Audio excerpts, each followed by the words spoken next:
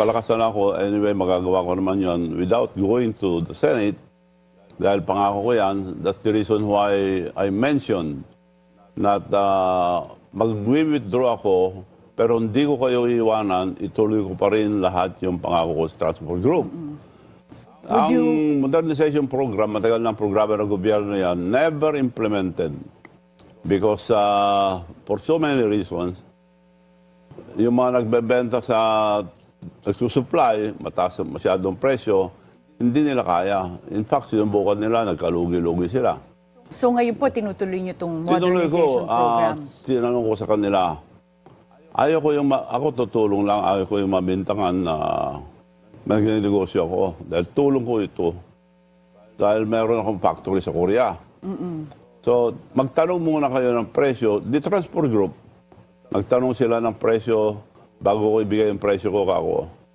So, they went to Korea, China, the whole country. So, ngayon po ba, mas mababa ang binibigay niyong presyo? Hindi niyo pinagkakakitaan yung modernization program? Ang bumalik sila sa akin, nahanap na namin pinakamura. Ang nahanap namin, galing na kami sa Korea, China, dito. Mas mahal nga dito ng 3 million eh. So, nahanap na namin 3 million, pwede ba kaming tumawad? Matulungin ka naman. 2.6. No, 2.4. 600,000 kagad binawas. Sana kita nila. Kako, kaya ko yan, kako. Pero kinukompute ko noon, maski na 2 million, kita na ako. 1.8, kita na ako. Binagsak ko pa ang presyo. Pero ngayong Manong Chavit, marami po kayong natutulungan kahit wala kayo sa politika. Would you consider to run again in 2028? Wala pa sa plano ko yon. So magpalakas na ako, anyway, magagawa ko naman yon without going to the Senate.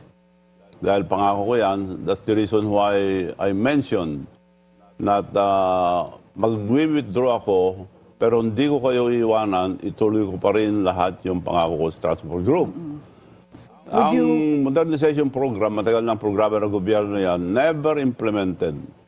Because for so many reasons, yung mga nagbebenta sa nagsusupply, mataas masyadong presyo, hindi nila kaya. In fact, sinubukan nila, nagkalugi-lugi sila. So ngayon po, tinutuloy niyo itong modernization program? Tinanong ko sa kanila, ako tutulong lang, ayaw ko yung mabintangan na mag-negosyo ako. Dahil tulong ko ito. Dahil meron akong factory sa Korea. So, magtanong muna kayo ng presyo. The Transport Group, nagtanong sila ng presyo bago ko ibigay yung presyo ko kako. So, they went to Korea, China, the whole country. So, ngayon po ba, mas mababa ang binibigay niyong presyo? Hindi niyo pinagkakakitaan yung modernization program? Ang bumalik sila sa akin, nahanap na namin pinakamura.